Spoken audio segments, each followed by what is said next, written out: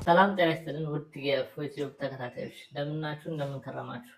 ወንድም ፎይ እንኳን ደህና መጣ። ሰላም ለሁላችሁም ይሁን። እንኳን ደህና ቆየህን። ዛሬም እንደተለመደው ጥሩ ፕሮግራም ይዘንላችሁ መጥተናል። ዛሬም እንደተለመደው ቆንጆ ፕሮግራም ይዘን መጥተናል። አንድ ኡስታዝ በዮሐንስ ወንጌል ምዕራፍ 16 ቁጥር 13 ላይ የተናገረው ንግግር አለ። ላይቭ ላይ ሰዎችን ለማስተማር ሲሞክር ነበርና ግን አስተማሩት እኮ እሱማ አስተማሩት። አሁን ላይ ሰው ምን ያህል እንደነቃ ከዚህ መረዳት እንችላለን። አስተምራለሁ ገብቶ አስተምረው ላኩት። ያ በጣም ደስ የሚያስደስት ነገር ነው። እንግዲህ ያልተፈጠረ ነገር እያወራ እንደሆነ እናውቃለን። እንደዛም እንደማይል እናስባለን። እንግዲህ እኛም በትምህርታችን እሱን በደንብ ለተመልካቾች እናደርሳለን ብዬ አስባለሁ። ይህ ክፍል ባይዘ እና ቧይደርም ለዘመናት ሲቀርፉበት የነበረ ቶፒክ ነው። በትክክል መጀመሪያ ምስሉን አዳምጠን እንመለስ ይቻላል። እንስማውና ለአድማጮቻችን ምን ያህል እንዳዋረደው ከዛ ምላሽ እንሰጥበታለን። ከኔ ካለኝ ወስዶ ይነግራችኋል አለ። ይሄ ነቢዩ መሐመድ ሊትራሊ የሚናገር ነው። ለምንድን ነው ካልከኝ፣ በመጀመሪያ ነቢዩ ሰለላሁ ዐለይሂ ወሰለም ከራሳቸው አይናገሩም። ከማን ነው የሚናገሩት? ከአላህ እንደሰሙ ነው። ላ የንጢቁ ዐኒል ሀዋ ከልብ ወለዱ አይናገርም ይላል ቁርአን ላይ። ከማን ነው የሚናገረው? ከአላህ ነው። መሐመድ ነው። አሁን እኮ እሱ ነው ያሉት ራሳቸው ነብዩ ናቸው። ግን ቀጥል፣ ራሳቸው ነብዩ ናቸው እንደዛ ያሉት። አሁን እኮ እሱ ነው ያሉት ራሳቸው ነብዩ ናቸው። እንደዚህ ነው ውርደት በዘርህ አያድርስ። እንመጣበታለን፣ ምላሽ እንዲቴል እንሰጥበታለን። መሐመድ ከራሱ አይናገርም። ስለዚህ ይሄን ስለ መሐመድ ነው የተነገረው ያለውን ክፍልም እናየዋለን። ግን ቀጥል፣ ራሳቸው ነብዩ ናቸው እንደዛ ያሉት። ሌላ ማስረጃ የለንም እኮ ነብዩ መሐመድ ናቸው ያሉት። እርግጠኛ ነህ ማለት ሌላ ማስረጃ አለ? ነብዩ እኔ ማንበብ መጻፍ አልችልም ወረደልኝ አሉ፣ እሱ ተጻፈ። እሺ እንደዛ ከሆነ እርግጠኛ ተሆነበትን ነገር ነው አይደል? እንደዛ ካልከኝ ጨርሰው አንተ ያልከው ላይ ለመሐመድ ጨርሰው ለመሐመድ ይሰጣል ያልከው ጨርሰው እንዳየው ነው። እንግዲህ እነሱም አላረፉለትም፣ እጅ አልሰጡለትም እና ከዚህ ካወራውም አንጻር አንዳንድ ጥያቄዎች ልጠይቀው ወደድኩ። ተመልካቾችም ይማሩበታል ብዬ ስለማስብ የመጀመሪያው ጥያቄ ምን ይሆናል? እውነት ኡስታዝ እንዳለው ኡስታዙ አሁን ይሄ ኡስታዝ እንደሚቀባጥረው ይሄ ክፍሉ አውዱ ስለሱ ነው ወይ የሚናገረው? ያ ከመጀመሪያ ጀምሮ ከቁጥር 1 ከተመለከት ነው እስልምናን የሚያፈርስ ነው። ባይዘይ ከቁጥር 1 ያየነው እንደሆነ ከቁጥር 1 እስከ 3 ድረስ ክፍሉን ከተመለከት ነው ክርስቶስ ምን ብሎ ነው የተናገረው? ከመጀመሪያ ነግሬያችኋለሁ፣ እንዳትሰናከሉ ተጠንቀቁ፣ ከምኩራብ ያወጧችኋል፣ እንዲሁም የሚገሏችሁ እግዚአብሔርን የሚያገለግሉ የሚመስሉበት ጊዜ ይመጣል። ይህንን የሚያደርጉት እኔንና አብን ስለማያውቁ ነው ይላል። ምን ያደርጓችኋል አለ? ከምኩራብ ያወጧችኋል፣ ደግሞም ይገሏችኋል። ይሄ የሚያደርጉት ደግሞ ፈጣሪያቸውን ያገለገሉ መስሏቸው። ይሄም የሆነበት ምክንያት ደግሞ እኔንና አብን ስለማያውቁ ነው ይላል አይደለ? እንግዲህ ይሄ ክፍል ፕሪሳይስሊ እስልምናን የሚገልጽ ነው። በዓለምንም ጥርጥር ክርስቶስ አስቀድሞ ሙስሊሞች በምኩራብ ላይ ካህናትን ያርዳሉ፣ ይገላሉ፣ እያየናል፣ እሳት እየለቀቁብናል። እና ትንቢቱ ራሱ ምን ያህል ለሙስሊሞች ፊት እንደሚያደርግ፣ ምክንያቱም ለማን የሚገሉት ይላል? ለአምላካቸው እንደዛ የሚያገለግል ይመስላል። እንደዛ አድርገው ነው የሚገሉታል። ቁርአን ላይ ሱረቱ አንፋል ወይም ደግሞ የጦር ዘረፋ ገንዘብ የሚባል አለ። 8ኛው ሱራ ቁጥር 39 ላይ ምን ይላል መሰለ? ሁከት እስከማይገኝ ድረስ ሃይማኖት ላላ እስኪሆን ድረስ ተጋደሏቸው ይላል። ምን እስከማይገኝ ድረስ? ሁከት እስከማይገኝ ሃይማኖት ምን እስኪሆን ድረስ? ላላህ ብቻ እስኪሆን ድረስ ተጋደሉ። ትገላለህ። በቃ አንድ ሃይማኖት ሳይ ሙስሊም ላይም ደግሞ 21 ላይ መሐመድ ምን ብሏል?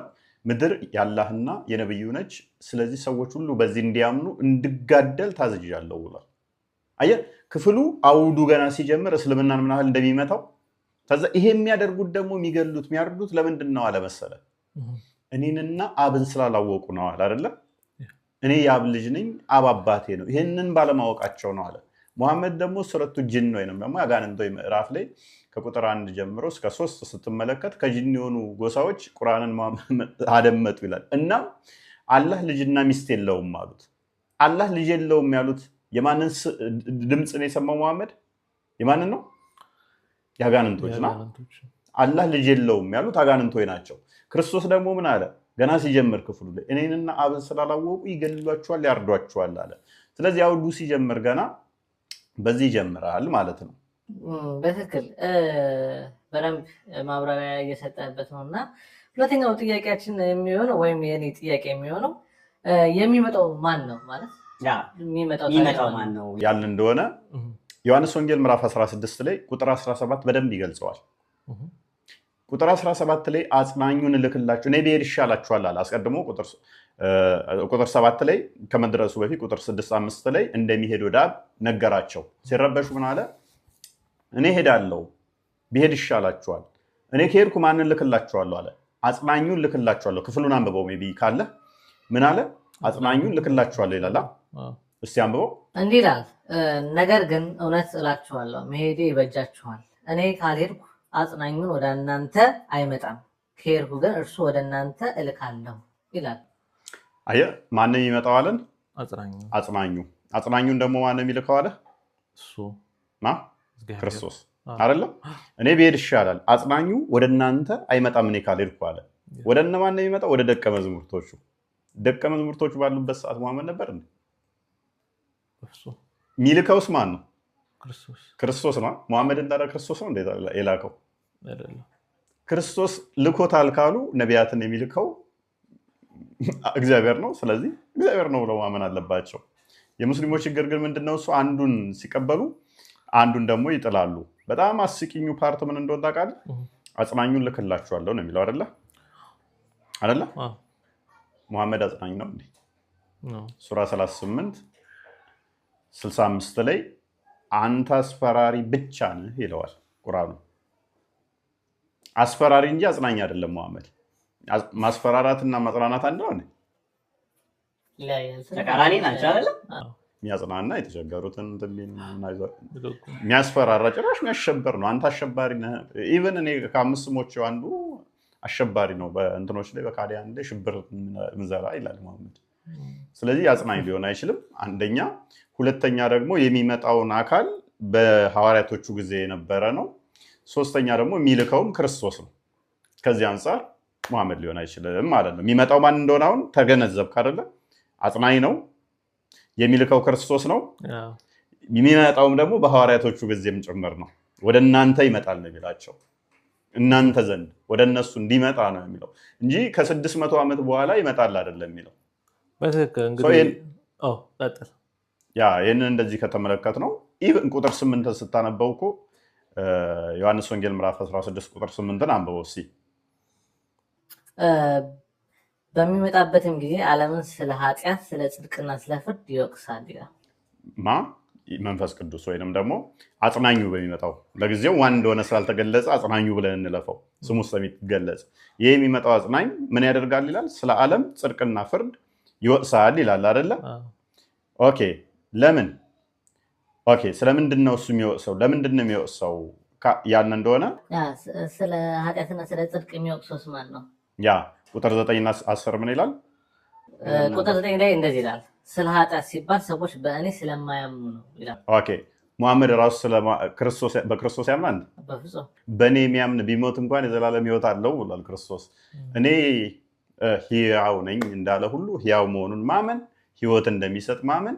ስለዚህ በሱ ማመን አለባችሁ። በእርሱ ካላመነ ግን ገሃነም ገቢ ነው። ሙሐመድ ደግሞ ኢቭን የመጣው ሱረቱ ካፍ ላይ ወይም ደግሞ 18ኛው ሱራ ቁጥር 4 ላይ አላህ ልጅ የለውም ሊል ነው የመጣው፣ ሊያስፈራራ። በክርስቶስ የሚያምኑትን እንደውም ሊያስፈራራ ነው የመጣው። ክርስቶስ ደግሞ በእኔ ካላመናችሁ ኃጢአተኛ እንደሆኑ ይናገራል። ስለ ጽድቅስ? ስለ ጽድቅም ዮሐንስ ወንጌል 16 ቁጥር 10 ላይ ስለ ጽድቅ ወደ አብ ስለሚሄድና ከእንግዲህ ስለማታዩ ነው። ከእንግዲህ ስለማታዩ ከትንሣኤ በኋላ ከእነሱ ጋር ስለማይሆን ማለት ነው። ወደ ማን ስለሚሄድ ይላል? ወደ አብ። ሙሐመድ ደግሞ አላህን አብ ነው ብሎ ያምናል?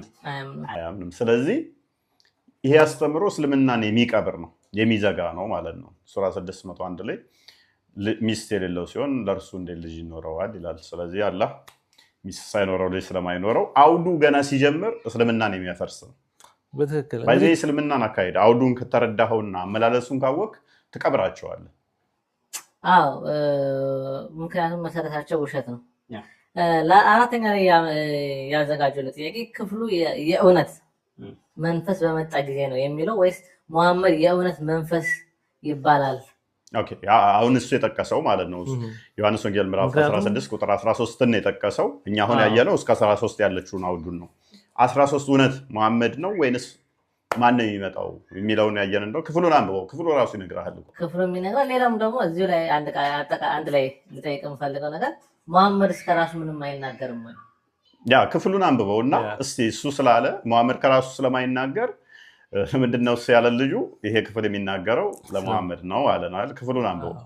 እንግዲህ ዮሐንስ ወንጌል ምዕራፍ 16 ቁጥር 13 ላይ እንደዚህ ብሎ ይጀምራል። የእውነት መንፈስ በመጣ ጊዜ ወደ እውነት ሁሉ ይመራቸዋል። እርሱም ከራሱ አይናገርም፣ የሚሰማውንም ብቻ ይናገራል፣ እንዲሁም ወደፊት ስለሚሆነው ይነግራቸዋል። ይሄ ማለት እንግዲህ እሱ እንዳለው ከሆነ የሚመጣው ማን ነው ይላል? የእውነት መንፈስ። ሙሐመድ መንፈስ ነው? መንፈስ እኮ ማለት እኮ ሉቃስ ወንጌል ምዕራፍ 24 ቁጥር 39 ላይ ስጋና ደም የሌለው አጥንት የሌለው ነው መንፈስ ማለት። ማይታይ ማይዳሰስ ማይነካ ነው። ሙሐመድ ማይነካ ማይዳሰስ ነው ወይ? ኖ። ስለዚህ ሙሐመድ የእውነት መንፈስ ሊሆን አይችልም። ደግሞም የሚልከው ማን ነው? ክርስቶስ ነው አይደለ? ስለዚህ ወደ እውነት ሁሉ የሚመራ የእውነት መንፈስ የተባለው ማን ነው? እሱ መንፈስ ቅዱስ ነው። መንፈስ ቅዱስ ደግሞ የእውነት መንፈስ ነው። እነሱ የሚያነሱት ምንድነው? ከራሱ አይናገርም ምትለዋል ነው። ቁርአን ላይ ሱረቱ ነጅም ላይ ከቁጥር 1 እስከ 4 ድረስ ነቢያችሁ ሙሐመድ አልተሳሳተም፣ አልጠመመም፣ ከራሱም አይናገርም፣ ከልብ ወለድ አይናገርም ምትላለች። ኦኬ ይሄንን የተናገረው ማን ነው? ራሱ ሙሐመድ ነው። አንተ ተሳስተሃል፣ ሐሰት ነው የምታስተምረው ሲባል ኖ እኔ ከራሴ አልናገርም፣ ይኸው አላህ ነግሮኛል፣ ሙሐመድ ከራሱ አይናገርም፣ አልተሳሳተም ብሏቸዋል አላህ ብሎ ራሱ ይነግራቸዋል መልስ ብሎ። እውነት ሙሐመድ ከራሱ አይናገርም ወይ? ለምሳሌ አልአደባል ሙፋርድ 963 ላይ የአባትህን ብልት ንከስ ይላል። ይህንን አላህ ነው የተናገረው? ሙሐመድ ወሲብ ሲያደርግ የሚያቃስተው አላህ ነው? ሽንት ቤት ገብቶ ሲያመጥ አላህ ነው? ከራሱ ምንም አይናገርም ሲባል ምግብ ስጭኝ አይሻ ሲል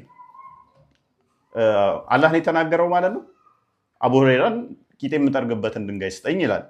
ስለዚህ ቂጤ መጥረጊያ ድንጋይ ስጠኝ ሲል አቡ ሁረይራ እውነት አላህ ነው የተናገረው ይህንን ማለት ነው? ሙሐመድ አንዳች ከራሱ አይናገርም ከተባለ ስለዚህ ከዚህ የምንረዳው ምንድነው? እሱ ሙሐመድ የሆነ መንፈስ አይደለም። በመጀመሪያ ደረጃ ስለ መንፈስም ተጠይቆ ሙሐመድ ሱራ 1785 ላይ ከሩህ ይጠይቁሃል ጥቂትን እውቀት እንጂ አልተሰጠህም በላቸው፣ ሩህ ከአላህ ዘንድ ነው ብሎ ያለፈው ከአላህ ዘንድ ነው። በቃ አላህ ነው ጋር ነው እንጂ አናቅም፣ መንፈስ ምን እንደሆነ አላቅም ብሎ ነው ያለፈው እንጂ እንደሚያውቅ አልተናገረም ማለት ነው።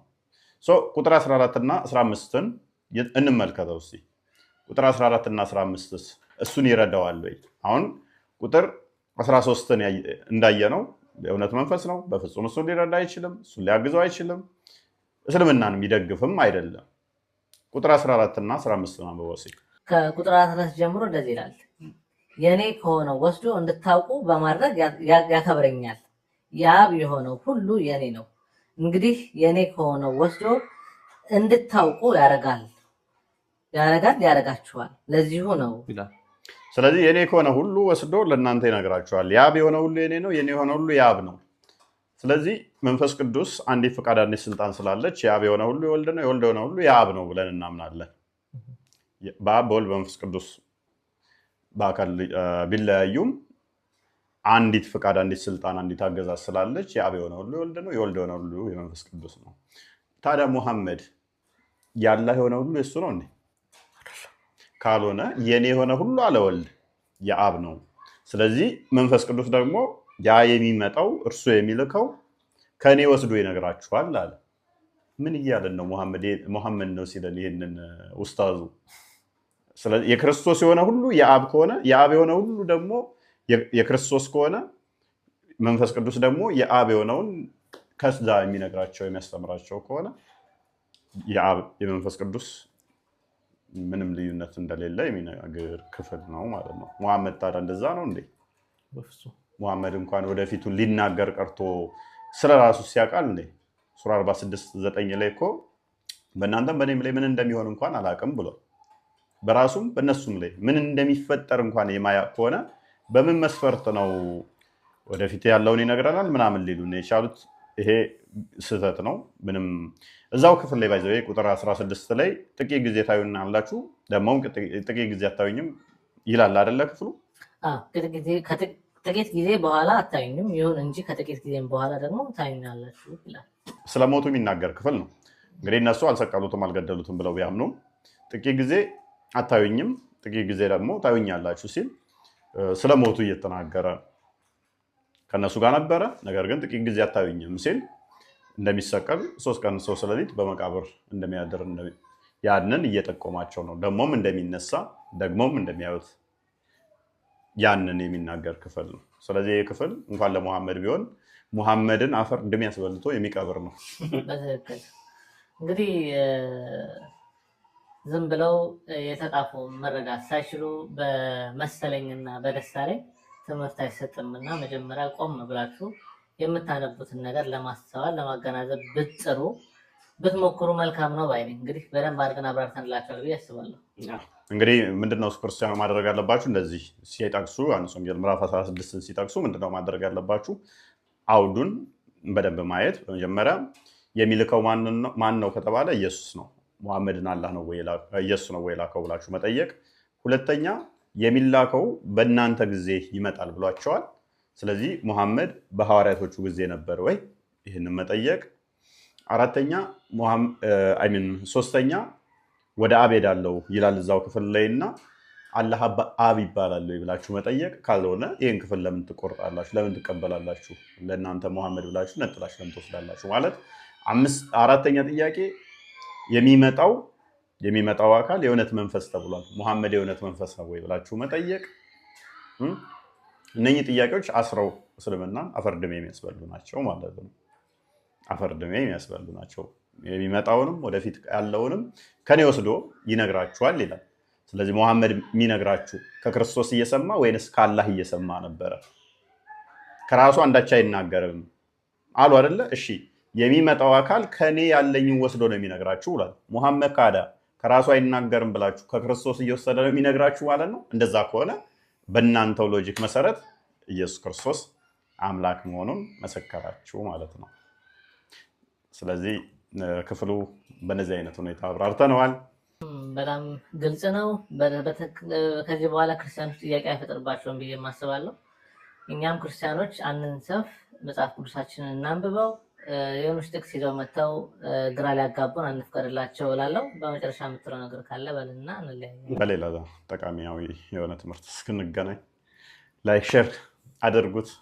ቻው። ሰብስክራይብ ማድረግ እንዳይረሳ። መልካም ጊዜ